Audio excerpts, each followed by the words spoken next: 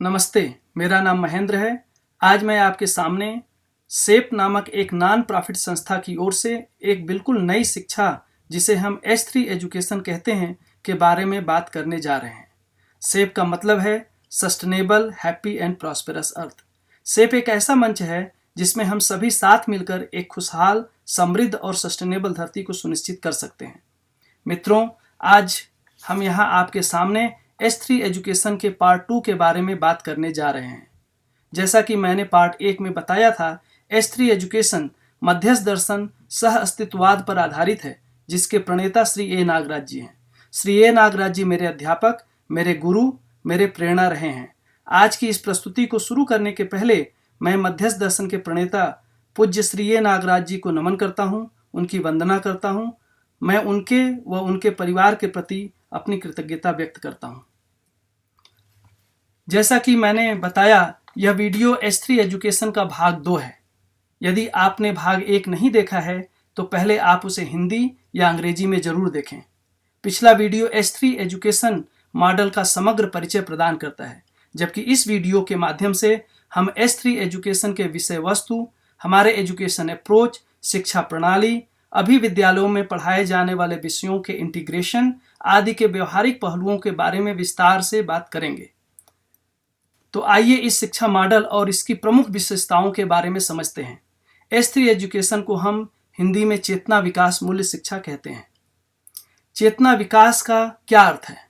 चेतना विकास का अर्थ है समस्त प्रकार की वर्ग भावनाओं का मानवीय चेतना में परिवर्तन होना, सह अस्तित्व एवं सर्व शुभ की मानसिकता उदय हो पाना, व्यवस्था एवं समाधान केंद्रित विचार सुनिश्चित हो पाना, मानवीयतापूर्ण जीवन को स्थापित कर पाना, सह अस्तित्व एवं समाधान पूर्ण सामाजिक चेतना को सर्वसुलभ कर पाना, न्याय प्रदायी क्षमता तथा सही कार्य व्यवहार करने की योग्यता से संपन्न हो पाना, मानव अन्य मानवों एवं प्रकृति के साथ अपने दायित्वों एवं कर्तव्यों को पूरा करने योग्य हो पाना, मानव में उत्पादन अधिक एवं उपभोग कम की मानसिकता एवं योग्यता स्थापित हो पाना, व्यक्तित्व एवं प्रतिभा में संतुलन हो पाना, मानव जीवन में अनिवार्य एवं आवश्यक बौद्धिक समाधान एवं भौतिक समृद्धि की समन्वयता स्थापित हो पाना, मन स्वस्थता को सुनिश्चित कर पाना एवं मन स्वस्थता के प्रमाण स्वरूप में अखंड समाज एवं सार्वभौम व्यवस्था में भागीदारी करने योग्य हो पाना, मानव मानवत्व सहित व्यवस्था में होना और समग्र व्यवस्था में भागीदारी कर पाना, मानव जीवन की चारों आयामों व्यवसाय, व्यवहार, विचार एवं अनुभूति एवं पांचों स्थितियों व्यक्ति, परिवार, समाज, राष्ट्र एवं अंतरराष्ट्र की एक सूत्रता, तारतम्यता एवं अनन्यता प्रत्यक्ष हो पाना, मानवीय संस्कृति, मानवीय सभ्यता, मानवीय विधि एवं मानवीय व्यवस्था को स्थापित कर पाना एवं उसकी शिक्षा को सर्वसुलभ बनाने योग्य हो पाना।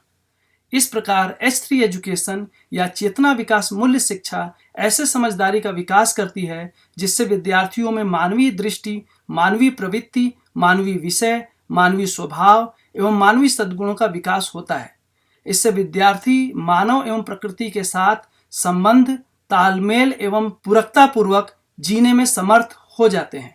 यह विद्यार्थियों को एक ऐसे नागरिक बनने में सक्षम बनाता है जो समझदारी, ईमानदारी, जिम्मेदारी के साथ जीते हुए मानवीय व्यवस्था में भागीदारी करने की योग्यता से संपन्न हो पाते हैं। इस S3 एजुकेशन से धरती पर मानवीयता एवं संतुलन स्थापित हो पाएगा। इस मॉडल में चेतना विकास की शिक्षा सार्वभौम मानवीय मूल्यों द्वारा दिया जाता है। हम चाहे किसी भी राष्ट्रीयता, भौगोलिक क्षेत्र, आस्था आदि के मानने वाले हों, मानवीय मूल्य जैसे कि विश्वास, सम्मान, स्नेह, ममता, वात्सल्य, कृतज्ञता, धीरता, वीरता, उदारता, दया, कृपा, करुणा आदि सभी मानवों के लिए समान है। H3 का अर्थ है healthy state of mind, healthy relationship and healthy planet. यही 3 उद्देश्य इस शिक्षा का मूल आधार है। इसी 3 उद्देश्य की प्राप्ति ही प्रत्येक विद्यार्थी के लिए शिक्षा की सफलता है। इन उद्देश्य की प्राप्ति प्रत्येक बच्चे की व्यक्तिगत सफलता तो है ही, साथ साथ यह पूरे मानव जाति की सामूहिक सफलता भी है। हेल्दी स्टेट ऑफ माइंड से आशय है मानव जीवन में सुख, शांति, संतोष, आनंद की प्राप्ति। हेल्दी रिलेशनशिप से आशय है अखंड समाज की स्थापना और हेल्दी प्लेनेट से आशय है वैश्विक सहकार आधारित सार्वभौम मानवीय व्यवस्था जिसमें मिट्टी, पानी, हवा, पहाड़, पेड़ पौधे, पशु पक्षी और मानव जाति के बीच सामंजस्य एवं संतुलन तथा उसकी निरंतरता स्थापित हो सके। H3 को कहने का एक और तरीका है harmony with in, harmony with each other and harmony with the environment, अर्थात स्वयं में व्यवस्था, एक दूसरे की परस्परता में व्यवस्था और प्रकृति के साथ व्यवस्था। अंततः यही हम अगली पीढ़ी के लिए सुनिश्चित होते हुए देखना चाहते हैं। इन 3 उद्देश्यों को प्राप्त करना ही एक पूर्ण शिक्षा का प्रमाण है जो हमारे जीवन के सभी पहलुओं से जुड़ा है। मानव जाति का एकत्व, मानवीयता और स्वस्थ धरती ही मनस्वस्थता का प्रमाण है। ये 3 उद्देश्य ही हमारी लैंडिंग ग्राउंड हैं जहां हम सभी मानव पहुंचना चाहते हैं। अतः H3 एजुकेशन के विषय वस्तु, अप्रोच, शिक्षा प्रणाली आदि सभी को इन 3 उद्देश्यों के साथ ही पिरोया गया है। इस शिक्षा का सबसे मुख्य विशेषता है इसका विषय वस्तु या कंटेंट, जो कि एक सामंजस्यपूर्ण विश्व दृष्टि, जिसे हम सह अस्तित्ववाद के नाम से जानते हैं, पर आधारित है। यह विद्यार्थियों में सह अस्तित्व अथवा साथ साथ होने की और जीने की मानसिकता और समाधान केंद्रित विचार को सुनिश्चित करता है, जिससे वे परिवार व समाज को अच्छी तरह से समझने तथा जीने में सक्षम बनते हैं और समग्र व्यवस्था में भागीदारी करने योग्य बनते हैं। यह सर्वशुभ के दृष्टिकोण को विकसित करता है, जिससे विद्यार्थी कोई भी निर्णय या क्रियाकलाप पूरी मानव जाति व धरती को ध्यान में रखकर करते हैं। यह मानव के विचार में एक मौलिक बदलाव लाता है, जिसका एक गहरा प्रभाव हमारे जीने में, हमारे संबंधों में और पूरी व्यवस्था पर दिखाई देगा। H3 को पूरा करना ही इस शिक्षा का मूल उद्देश्य है और वही इस शिक्षा के केंद्र बिंदु में है। 3H की प्राप्ति के लिए 30 लाइफ एसेंशियल थीम्स हैं और उन थीम्स को पूरा करने के लिए हम system based relation centred learning methodology अर्थात व्यवस्था मूलक संबंध केंद्रित अधिगम उपयोग करते हैं। इसमें जीवन के आवश्यक प्रश्न अर्थात लाइफ एसेंशियल क्वेश्चन के द्वारा सीखने की प्रक्रिया को सुनिश्चित किया गया है।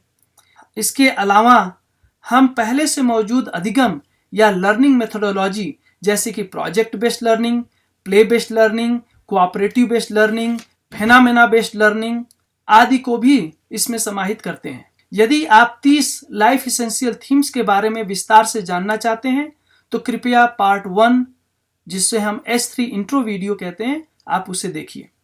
यदि इस शिक्षा की पूरी प्रक्रिया को देखें तो सबसे पहले इसमें हमारा 3 उद्देश्य है: healthy state of mind, healthy relationship और हेल्दी प्लैनेट, जिसे हम 3H कहते हैं। उन 3 उद्देश्यों की प्राप्ति के लिए 30 लाइफ एसेंशियल थीम्स हैं।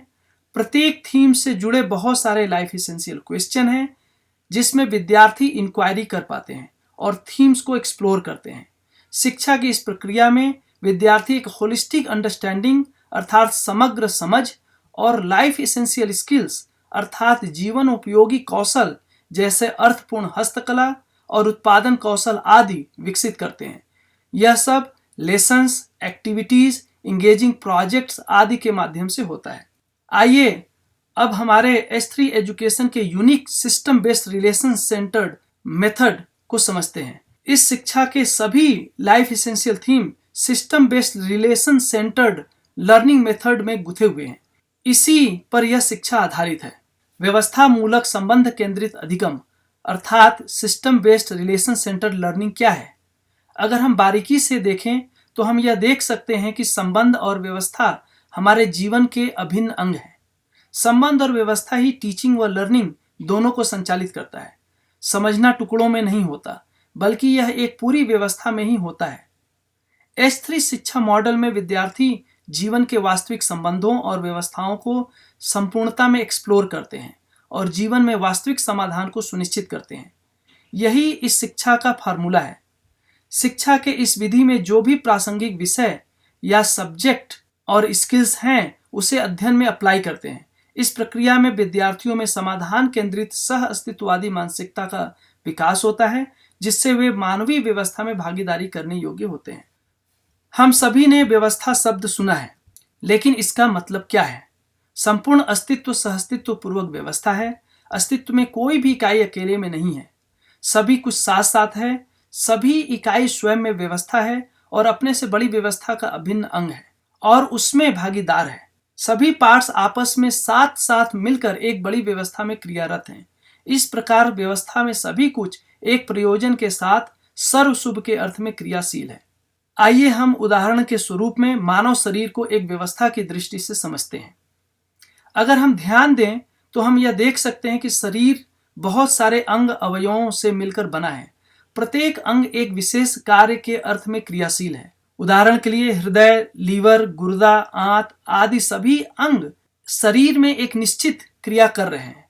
शरीर का हर अंग अपने आप में उपयोगी है और शरीर के अन्य अंगों के लिए शरीर व्यवस्था के अर्थ में पूरक है। प्रत्येक अंग तभी उपयोगी हो पाता है जब वह अन्य अंगों के साथ मिलकर शरीर व्यवस्था में क्रियारत रहता है। प्रत्येक अंग केवल एक सिस्टम के भीतर परस्परता में ही उपयोगी हो पाते हैं। शरीर के सभी अंग अवयव आपस में मिलकर शरीर के व्यवस्था को सुनिश्चित करने में एक दूसरे के सहयोगी होते हैं। नियम यह है कि अस्तित्व में प्रत्येक इकाई स्वयं में व्यवस्था है और समग्र व्यवस्था में भागीदार है। अब हम वन पारिस्थितिकी तंत्र में ठीक उसी नियम को देखते हैं। जंगल में आप मिट्टी, पत्थर, पेड़ पौधे, पशु पक्षी आदि देख सकते हैं। जंगल की व्यवस्था में सब कुछ स्वयं में उपयोगी है और परस्पर पूरक है। छोटे से बड़े स्तर तक कोई भी संगीत में व्यवस्था उपयोगिता और पूरकता के साथ ही बनी होती है। एक ही नियम के अनुसार अस्तित्व में सारी व्यवस्थाएं बनी हैं, चाहे वह प्राकृतिक व्यवस्था हो जैसे कि कोशिका, पेड़, शरीर, पहाड़, वन, रेगिस्तान या पूरा पारिस्थितिकी तंत्र, या फिर मानव निर्मित वस्तुएं जैसे हवाई जहाज, कार इत्यादि।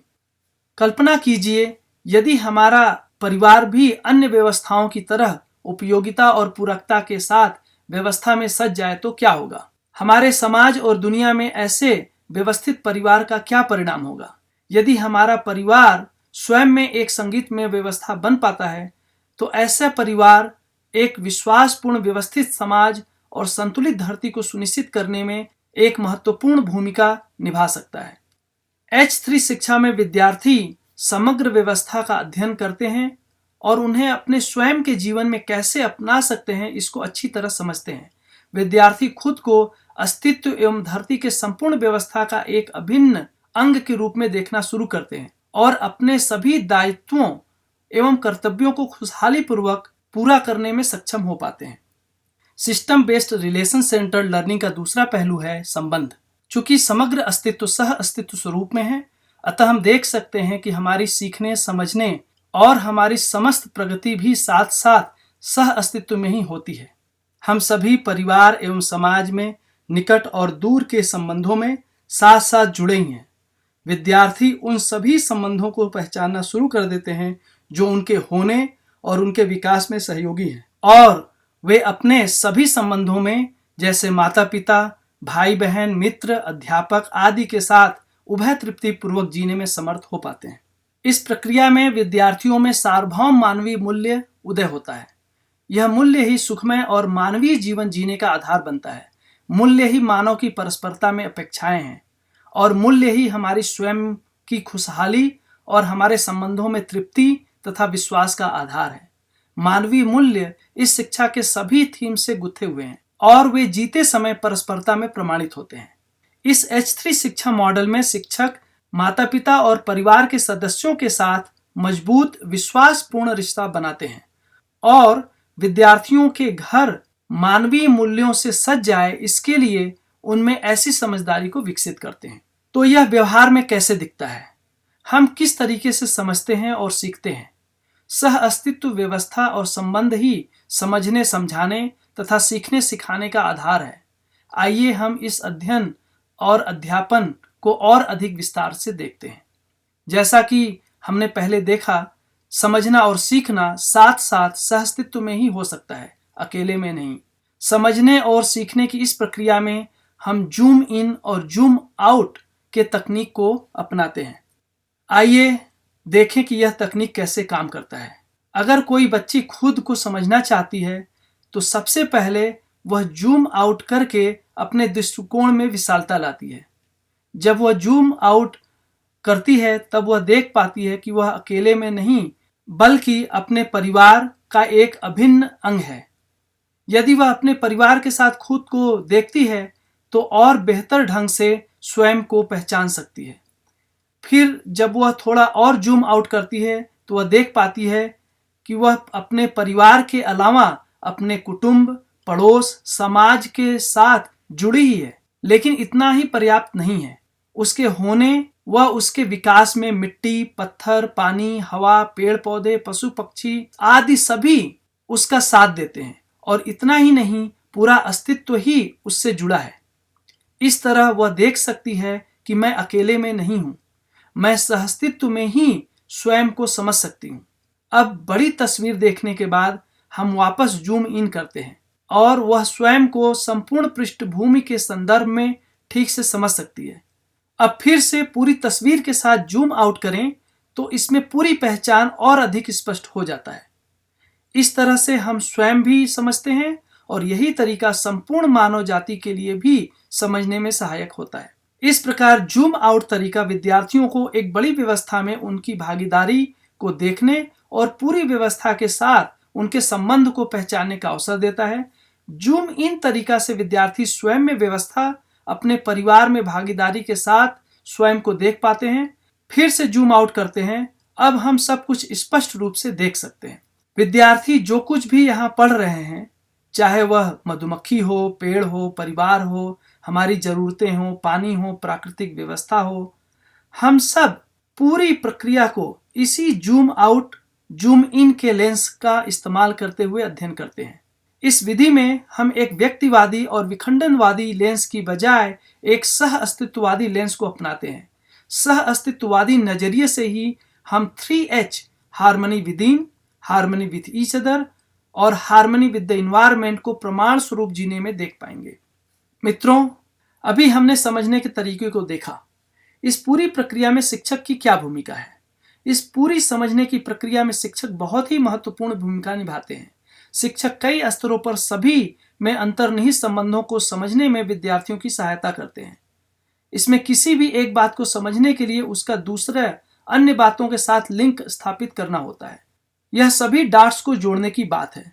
शिक्षक विद्यार्थियों को सभी थीम्स के बीच आपस के संबंध को समझने, थीम्स तथा उसके संपूर्ण जीवन के बीच संबंध को समझने और थीम्स तथा उसके आसपास व पूरी दुनिया के बीच संबंध को समझने में उनकी मदद करते हैं। यह विद्यार्थियों में एक समग्र समझ विकसित करने में सहायता प्रदान करते हैं, जिससे वे पूरे मानव जाति तथा शेष प्रकृति के साथ उनके संबंधों को समझ पाते हैं और संबंधों में उत्सव पूर्वक जीने की योग्यता से संपन्न हो पाते हैं।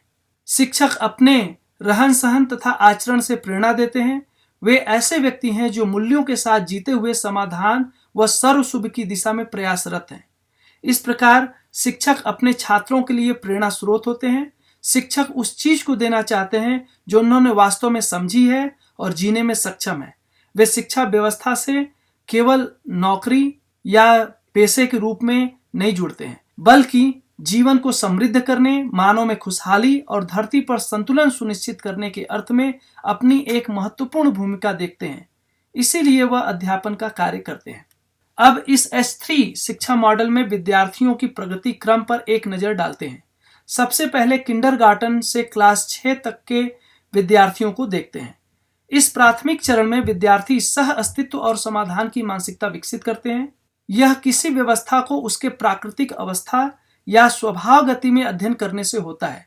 इस प्रक्रिया में वे खुद को संपूर्ण व्यवस्था के अभिन्न अंग के रूप में देखना शुरू करते हैं। इस स्टेज में विद्यार्थी ठीक से संबोधन पूर्वक अपने संबंधों को पहचानने, दूसरों को सहयोग करने तथा दूसरों को सुनने व आज्ञा पालन करने में प्रवृत्त होते हैं। श्रेष्ठता को पहचानने व उनका अनुकरण करने की प्रवृत्ति उनमें बनती है। इसके साथ साथ वे सभी उम्र के लोगों के साथ अच्छी तरह से जुड़ने और उनके साथ शिष्टतापूर्ण तरीके से व्यवहार करने की क्षमता भी विकसित करते हैं। इस स्टेज में सार्थक हैंडवर्क और उत्पादन गतिविधियों में संलग्न होने की मानसिकता भी उनमें विकसित होती है। अब कक्षा 7 से 12 को देखते हैं। इस स्टेज के दौरान विद्यार्थी सभी वास्तविकताओं को सह अस्तित्व में संबंध को देखकर अपनी समझ को सुदृढ़ करते हैं। व्यवस्था के प्रकाश में सह अस्तित्ववादी मानसिकता के साथ समस्याओं और चुनौतियों की समीक्षा करने में सक्षम होते हैं और समाधान को सुनिश्चित करने की दिशा में प्रयास करते हैं। समस्याओं को ठीक करने की बजाय यहाँ हमारा मुख्य फोकस सर्वप्रथम स्वयं में समाधान और चारों ओर समाधान स्थापित करने में सक्षम बनने पर है। इस स्टेज के दौरान विद्यार्थी व्यवसाय से संबंधित विभिन्न उत्पादन तथा हस्तकला कौशल विकसित करते हैं और एक सार्थक आजीविका तथा स्वावलंबन की दिशा में आगे बढ़ते हैं। इसके बाद अंत में विश्वविद्यालय स्तर पर विद्यार्थी अपनी समझ को और अधिक परिष्कृत करते हैं, बहुत बड़े स्तर पर सारे जुड़ाव और गहराई से देख पाते हैं, मानवीयता और धरती के संतुलन अनुकूल उच्च स्तरीय शोध में संलग्न होते हैं, अपनी समझ को अपने परिवार के सदस्यों और मित्रों आदि के साथ अभ्यास करते हैं और उसे जीने में प्रमाणित करते हैं।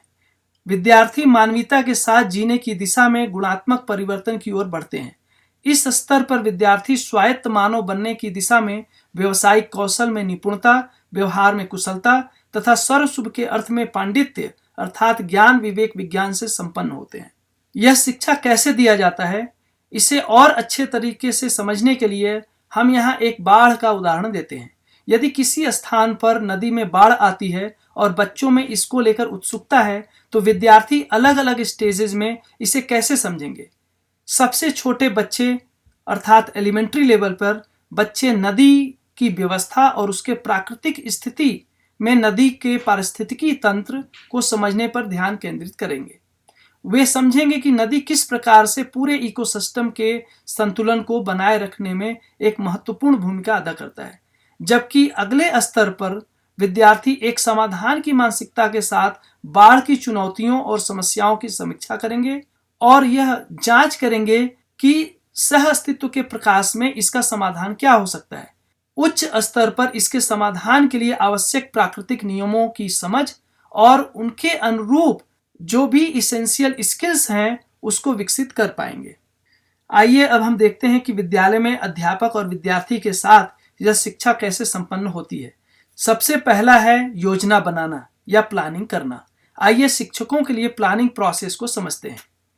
स्टेप नंबर 1, सर्वप्रथम हम एक लाइफ एसेंशियल थीम से शुरू करते हैं। हमारे पास 30 थीम हैं, जैसे कि संबंध भाव एवं परिवार, सामाजिक पूरकता, पर्यावरण संतुलन, प्राकृतिक व्यवस्था, आवर्तनशील उत्पादन प्रणाली, न्याय एवं सुरक्षा आदि। प्रत्येक थीम चेतना विकास मूल्य शिक्षा या 3H से जुड़ा है। लाइफ एसेंशियल थीम्स आधारित विषय वस्तु अर्थात एजुकेशन कंटेंट और पाठ्यक्रम ही इस शिक्षा मॉडल का सबसे महत्वपूर्ण भाग है, जो कि इस मॉडल को अन्य शिक्षा प्रणाली से अलग करती है। यह ज्ञान एवं समझदारी का क्षेत्र है। इसमें विद्यार्थियों में समग्र मानवीय दृष्टि, गहरी समझ तथा उनके योग्यता का विकास होता है, जिससे वे एक समझदार मानव बनते हैं। ऐसा मानव जो कि मानव जाति एवं शेष प्रकृति के साथ खुशहाली और संतुलन के साथ जी सकता है।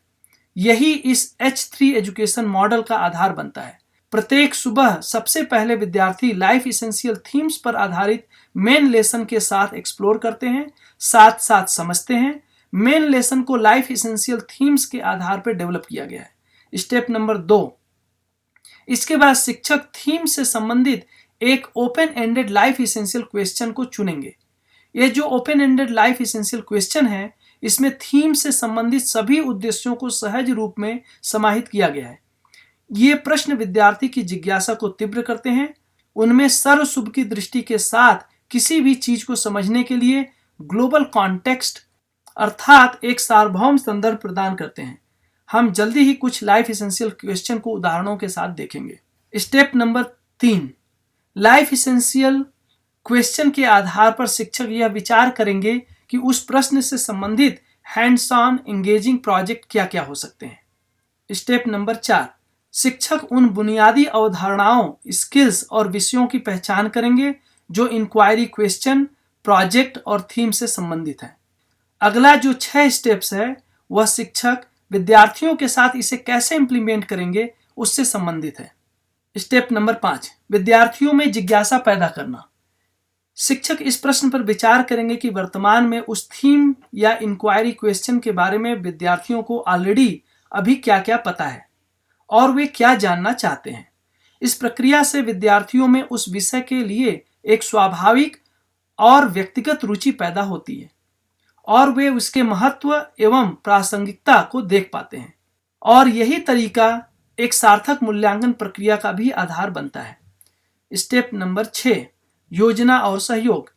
शिक्षक विद्यार्थियों को विषय और इंक्वायरी क्वेश्चन को समझने, प्रोजेक्ट्स में एंगेज करने, उनके स्किल्स अर्थात कौशल को विकसित करने, सभी विषयों के आपस के जुड़ाव को देखने तथा उपरोक्त सभी के साथ लाइफ एसेंशियल थीम्स को बेहतर ढंग से समझने के लिए मार्गदर्शन व सहायता करते हैं। स्टेप नंबर 7, सहभागिता। चूंकि शिक्षा स्वयं अकेले में या आइसोलेशन में नहीं होता है, इसलिए सीखने की प्रक्रिया को सफल बनाने के लिए नेटवर्क और सहयोग की आवश्यकता होती है। शिक्षक और विद्यार्थी एक दूसरे के पूरक होते हैं, इसलिए एक दूसरे के साथ सहयोग करते हैं। विद्यालय के अलावा माता पिता, परिवार के सदस्यों, पड़ोस और समाज के सदस्यों और विशेष क्षेत्रों के विशेषज्ञों आदि को भी hands on activities and projects में शामिल करके एक प्रामाणिक और प्रभावी तरीके से विद्यार्थी थीम्स को समझते हैं और विभिन्न स्किल को सीखते हैं। स्टेप नंबर 8, साझेदारी एवं प्रस्तुतिकरण। विद्यार्थी अपने सीखने और समझने की प्रक्रिया को अपने साथियों के साथ मिलकर साझेदारी पूर्वक करते हैं। साथ ही साथ वे अपने समझ एवं कौशल को विभिन्न कलाकृतियों के माध्यम से प्रस्तुत करते हैं। वे अपने निष्कर्षों को साझा करते हैं और परस्पर अटूट संबंध बनाते हैं। स्टेप नंबर 9, आकलन एवं मूल्यांकन। विद्यार्थी जो कुछ भी सीखते हैं उसका पुनः अवलोकन एवं मूल्यांकन करते हैं। वे अपने समझ और स्किल का ठीक ठीक आकलन कर पाते हैं।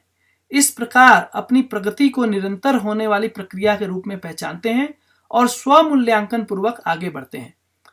स्टेप नंबर 10, जीने में प्रमाण। विद्यार्थी इस बात पर विचार करते हैं कि वे जो कुछ भी समझे हैं, जो कुछ भी सीखे हैं, उसे अपने जीने में कैसे ले आ सकते हैं। शिक्षा जीने में आ जाए, यह इस शिक्षा मॉडल में एक महत्वपूर्ण, बहुत ही आवश्यक पहलू है। प्रत्येक विद्यार्थी खुद से पूछेगा, मैं इसे अपने सभी गतिविधियों, व्यवहार और कार्य में कैसे लागू कर सकता हूँ। हम जो कुछ भी समझते या सीखते हैं उसे हमारे सभी संबंधों, हमारे परिवार, समाज और हमारे आसपास के वातावरण में अच्छी तरह से जीने में उपयोगी होना चाहिए। तो आइए H3 एजुकेशन के इन सभी स्टेप्स को दूसरे तरीके से देखते हैं।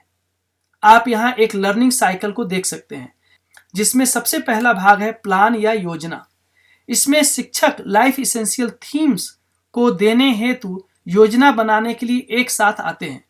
सबसे पहले लर्निंग में सहायक संसाधनों और लोगों को पहचान करना तथा उन्हें व्यवस्थित करने की आवश्यकता है।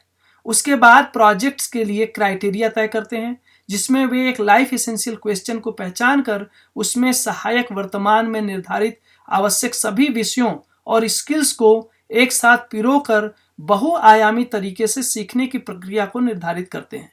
जांचना, यहाँ शिक्षक और विद्यार्थी दोनों मिलकर थीम और लाइफ एसेंशियल क्वेश्चन को एक्सप्लोर करने हेतु सीखने की प्रक्रिया शुरू करने के लिए एक साथ आते हैं।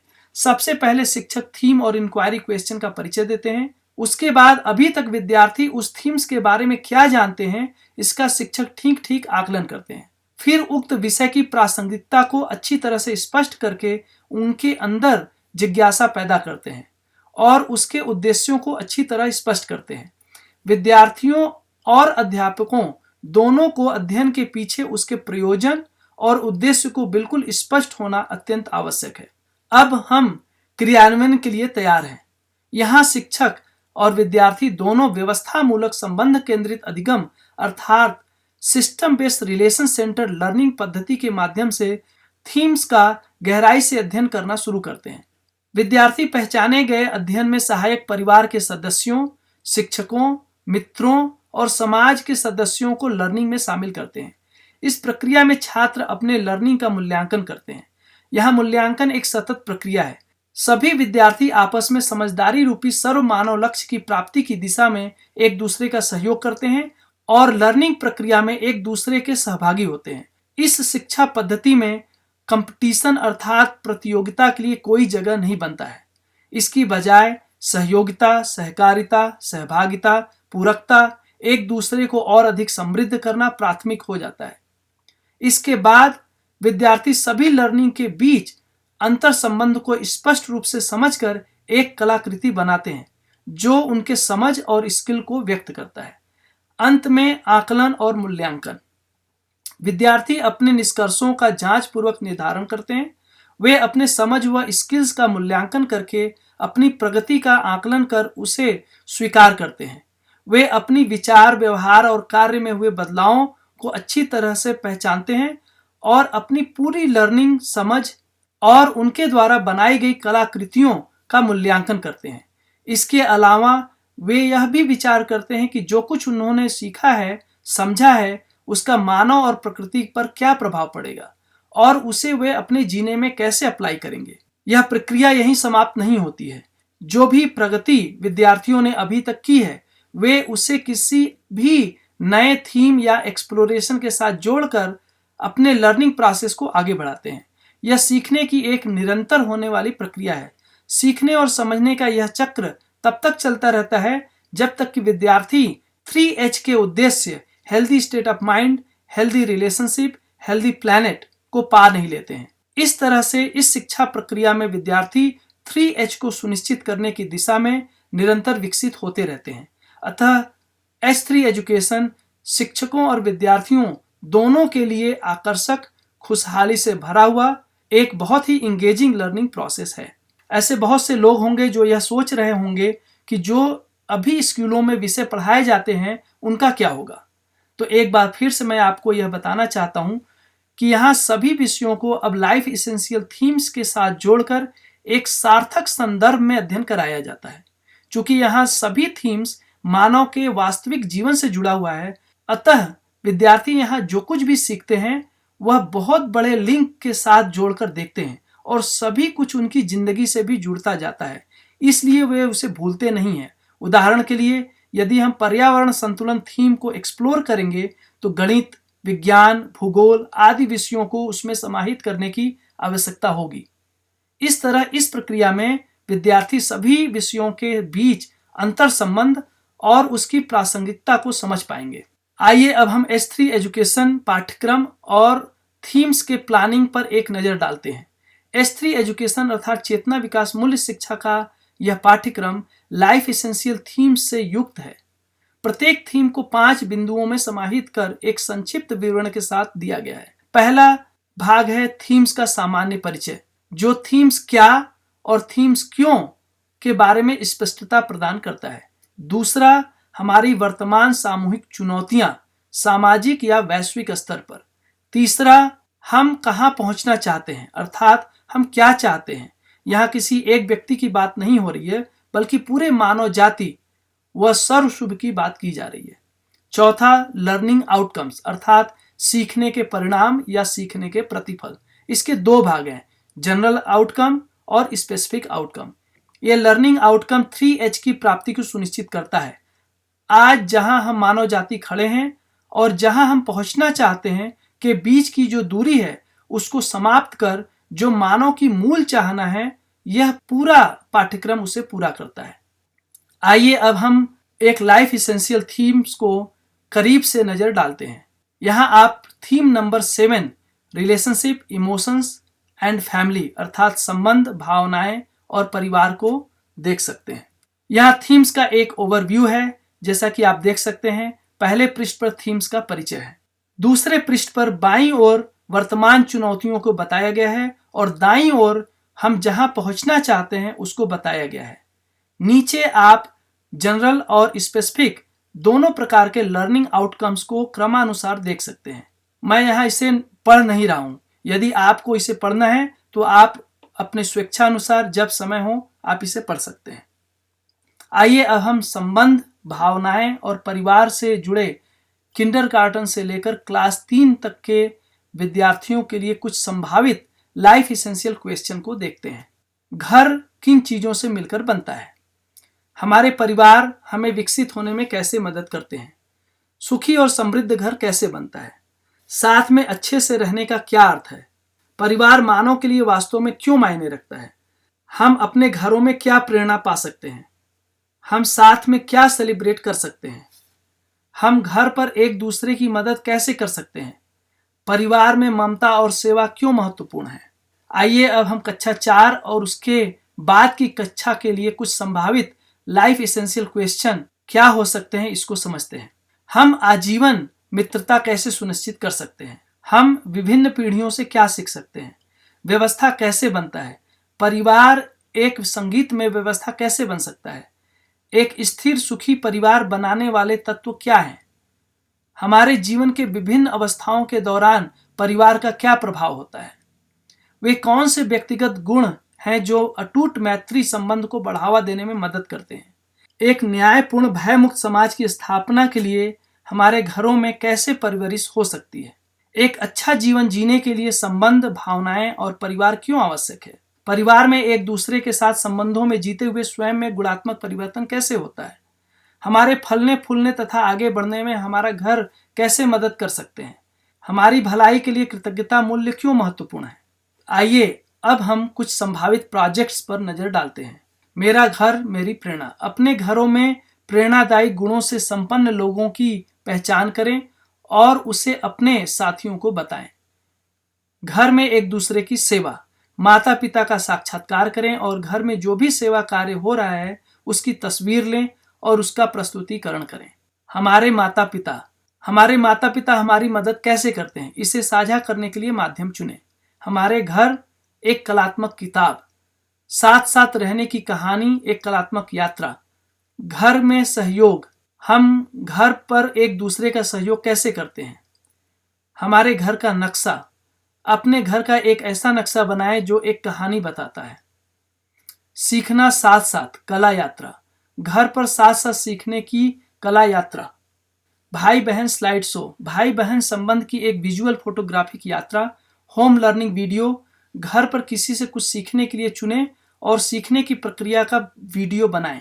परिवार के बारे में एक गेम डिजाइन करें और उसमें गणित, भाषा, मूल्यों को शामिल करें।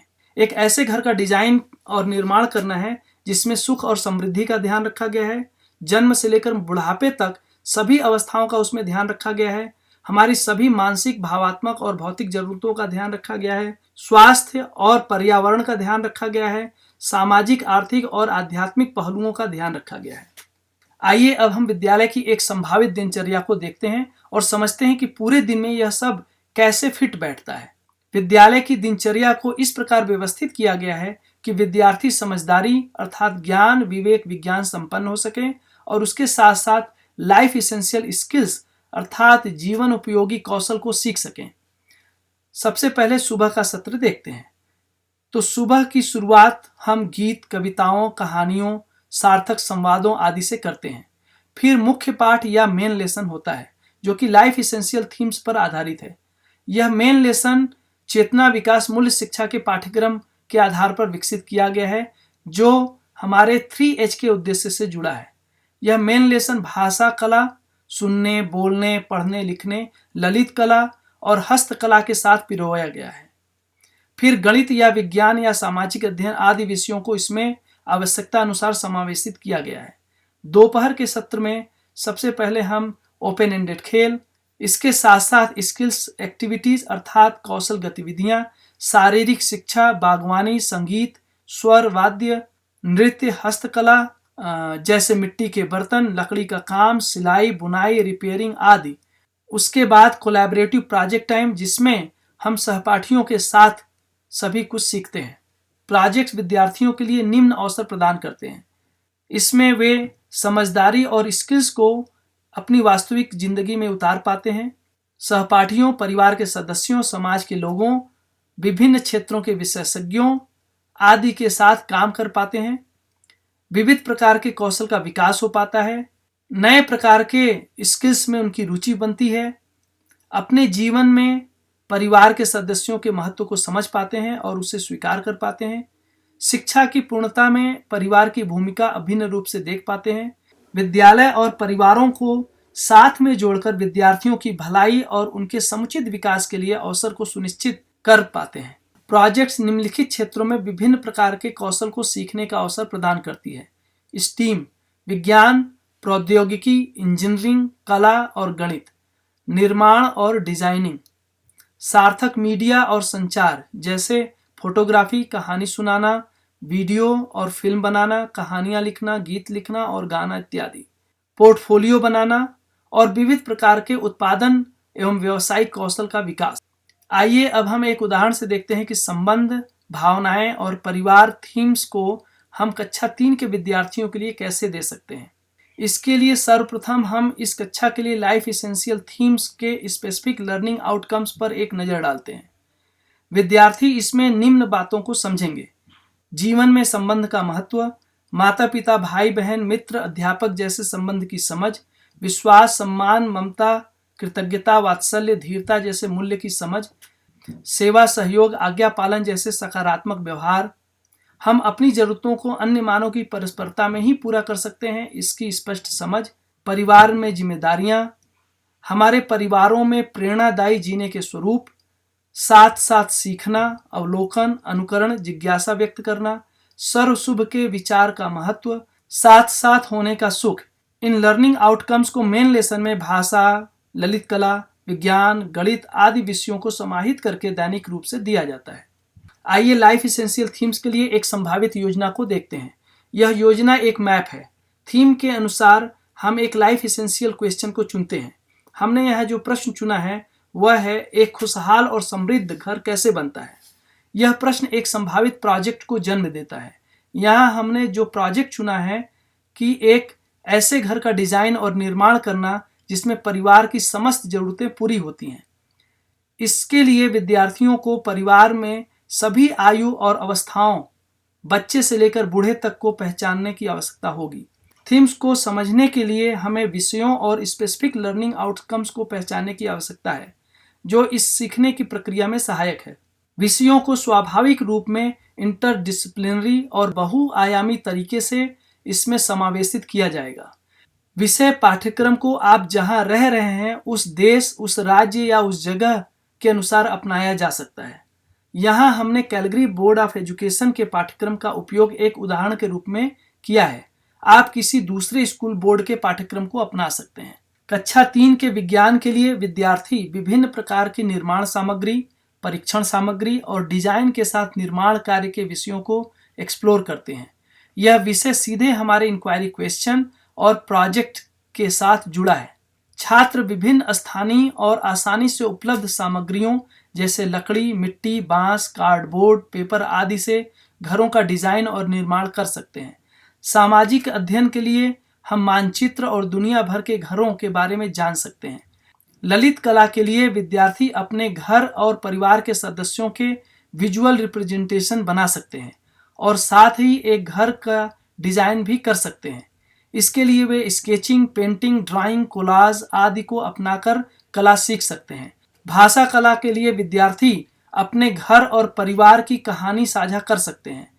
इसमें वे सुनने, बोलने, पढ़ने और लिखने की गतिविधियों में संलग्न हो सकेंगे और साक्षात्कार, कविता, पत्र लेखन, मौखिक अभिव्यक्ति, प्रस्तुति आदि को शामिल कर सकेंगे।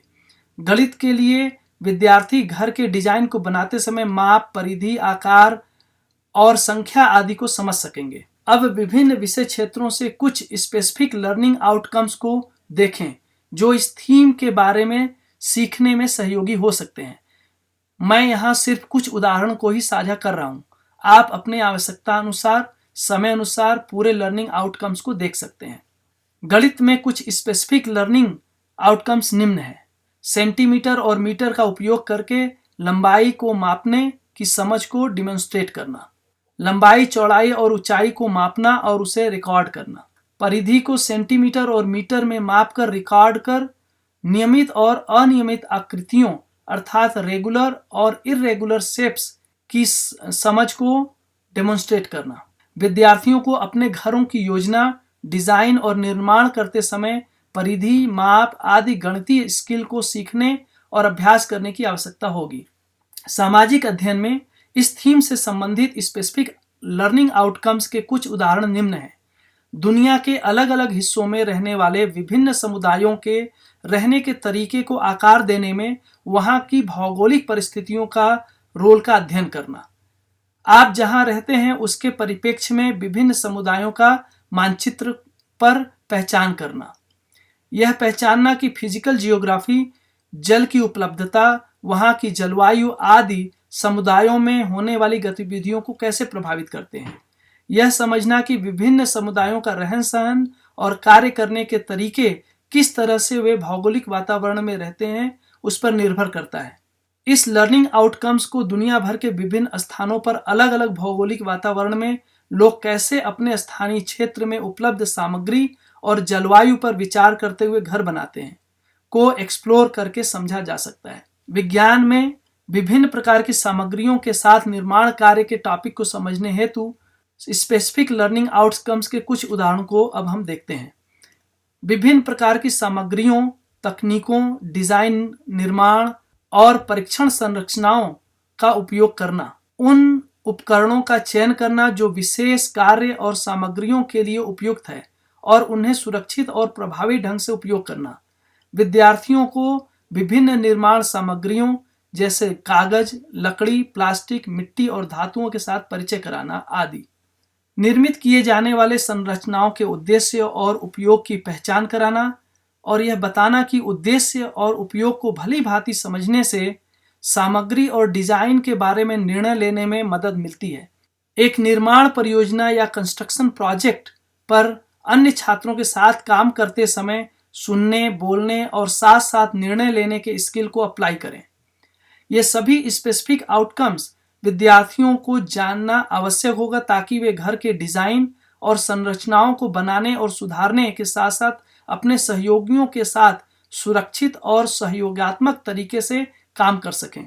थीम्स को एक्सप्लोर करने तथा प्रोजेक्ट में शामिल होने के लिए विज्ञान में दिए गए टॉपिक्स, परीक्षण सामग्री और डिजाइन को एक्सप्लोर करना बहुत ही प्रासंगिक हो जाता है। यहाँ कुछ स्पेसिफिक लर्निंग आउटकम्स के उदाहरण दिए गए हैं। यह पहचान करें कि संरचनाओं को पर्याप्त रूप से मजबूत और स्थिर बनाना चाहिए क्योंकि अस्थिर या कमजोर संरचनाएं उपयोग करने के लिए सुरक्षित नहीं होती हैं। विभिन्न मॉडलों या वस्तुओं की ताकत और स्थिरता का तुलना और मूल्यांकन करना। किसी संरचना को और अधिक मजबूत और स्थिर बनाने के लिए विभिन्न तरीकों की पहचान करना और उसे अप्लाई करना। इन सभी आउटकम्स को एक्सप्लोर करना विद्यार्थियों के लिए आवश्यक है ताकि वे फंक्शनैलिटी, स्थिरता और सुरक्षा आदि को ध्यान में रखते हुए घर के डिजाइन और निर्माण कार्य को ठीक से परीक्षण कर सकें। जब विद्यार्थी थीम्स को एक्सप्लोर करते हैं और प्रोजेक्ट में शामिल होते हैं तब कला भी प्रासंगिक और आवश्यक हो जाता है। ललित कला हेतु यहाँ कुछ स्पेसिफिक लर्निंग आउटकम्स दिए गए हैं। विद्यार्थी बनाई गई वस्तुओं को व्यक्तिगत रूप से सजाएंगे और जिसमें वे 2 आयामी और 3 आयामी कार्यों के पैटर्न, टेक्सचर और डिटेल्स को जोड़ सकेंगे। यहाँ विद्यार्थी अपने 3 आयामी घरों का जो वे निर्माण कर रहे हैं उसमें डिजाइन और बहुत सारे डिटेल्स को जोड़ सकते हैं। विद्यार्थी drawing, painting, print making, fabric arts, photography और टेक्नोग्राफिक आर्ट्स तथा तकनीकी आदि का उपयोग कर सकेंगे। यहाँ विद्यार्थी अपने स्वयं के परिवारों और घरों के बारे में साझा करने के लिए विभिन्न कलात्मक तरीकों को अपनाएंगे और साथ ही साथ परिवार के लिए एक मॉडल घर का भी डिजाइन करेंगे। विद्यार्थी सीखते समय वस्तुओं और उसके रूप व बनावट को बारीकी से परिष्कृत करेंगे। टेक्सचर को विभिन्न तकनीकी अपनाकर विविध प्रकार से रिप्रेजेंट किया जा सकता है। रंग को डल और ब्राइट करके दिखाया जा सकता है। टोन के ग्रेडेशंस का उपयोग वस्तुओं पर प्रकाश के प्रभाव या गहराई दिखाने के लिए किया जा सकता है। जब विद्यार्थी अपने घरों का निर्माण करते हैं तब उन्हें रंग, टेक्सचर, बनावट आदि की समझ भी आवश्यक हो सकती है। जैसा कि आप देख सकते हैं कि सभी वर्तमान में पढ़ाए जाने वाले विषय 3H के लक्ष्य को प्राप्त करने की दिशा में लाइफ एसेंशियल थीम्स और प्रोजेक्ट को एक्सप्लोर करने में सार्थक, प्रासंगिक और उपयोगी बन सकते हैं। यह H3 एजुकेशन मॉडल स्कूलों और संस्थानों, एलिमेंट्री से लेकर यूनिवर्सिटी तक या होम एजुकेशन वातावरण में कहीं भी अपनाया जा सकता है। इसे स्थापित करने के लिए बहुत सारे लोगों के सहयोग और सहभागिता की आवश्यकता है। सेप ऑनलाइन प्लेटफॉर्म विद्यार्थियों, शिक्षकों, अभिभावकों, शैक्षणिक संस्थानों के लिए एजुकेशनल रिसोर्स आदि को उपलब्ध कराता है। सेप मंच के माध्यम से हम निम्न चीज़ों को उपलब्ध कराते हैं। H3 एजुकेशन के life essential theme based curriculum अर्थात चेतना, विकास, मूल्य शिक्षा पर आधारित पाठ्यक्रम, अंतर्राष्ट्रीय शिक्षा पाठ्यक्रम, गणित, विज्ञान, सामाजिक अध्ययन, कला आदि विषयों के लिए, लाइफ इसेंशियल थीम प्लानिंग और life essential questions, project ideas, lessons plan, मूल्यांकन क्राइटेरिया आदि। शिक्षक और अभिभावक की योग्यता विकास हेतु ऑनलाइन तथा ऑफलाइन कक्षाएं और हैंडबुक, अभिभावकों तथा शिक्षकों और विद्यार्थियों के लिए रिसोर्स सामग्री, कोऑपरेटिव खेल, गीत, किताबें, वीडियो आदि बहुत कुछ यहाँ उपलब्ध कराया जाएगा। दुनिया भर के बच्चों के लिए एक ऑनलाइन प्लेटफॉर्म उपलब्ध कराया जाएगा जहां वे अपनी किताबें तथा अन्य कृतियों को प्रकाशित कर सकेंगे और दूसरे जगहों पर रहने वाले बच्चों के साथ उसे साझा कर सकेंगे। इस मंच के माध्यम से बच्चे एक दूसरे से जुड़ पाएंगे, एक दूसरे से सीख पाएंगे और पूरी दुनिया में बच्चे यह देख पाएंगे कि अन्य जगहों पे बच्चे क्या समझ रहे हैं, कैसे समझ रहे हैं और हर जगह से वो प्रेरणा ले पाएंगे। हम शिक्षकों और विद्यार्थियों के लिए चेतना विकास मूल्य शिक्षा की किताबें उपलब्ध कराएंगे। यहाँ सब कुछ समाज को एक गिफ्ट के रूप में दिया जा रहा है क्योंकि हम मानते हैं कि जो कुछ भी अच्छा है वह सभी को उपलब्ध होना चाहिए। संपूर्ण मानव जाति की सफलता अच्छी शिक्षा पर निर्भर करती है। बगैर क्वालिटेटिव एजुकेशन अर्थात गुणात्मक और अर्थपूर्ण शिक्षा के मानव जाति की सफलता असंभव है। शिक्षा के इस प्रस्ताव को सुनने के लिए आपका बहुत बहुत धन्यवाद। यदि आप H3 एजुकेशन के बारे में और अधिक समझना चाहते हैं, आप शिक्षा के इस अभियान से जुड़ना चाहते हैं, तो कृपया हमें shape.h3education@gmail.com पर संपर्क करें। हमें आपसे जुड़ने में बहुत खुशी होगी। हमें विश्वास है कि यदि हम सब आपस में जुड़ते हैं तो निश्चित ही H3 एजुकेशन के माध्यम से हम अपनी इस दुनिया को एक नया शेप देकर एक सस्टेनेबल, हैप्पी और प्रॉस्पेरस अर्थ को सुनिश्चित कर पाएंगे। यदि हम सब मिलकर आगे आने वाली पीढ़ी को एक खुशहाल, समृद्ध और सस्टेनेबल धरती दे पाते हैं तो यही उनके लिए हमारा सबसे बेहतरीन उपहार होगा। हमारे आगे आने वाली पीढ़ी का भविष्य सुंदर, सुखद और सुरक्षित हो जाए, यही हमारे जीवन की असली कमाई होगी, यही सच्ची सफलता होगी। धन्यवाद।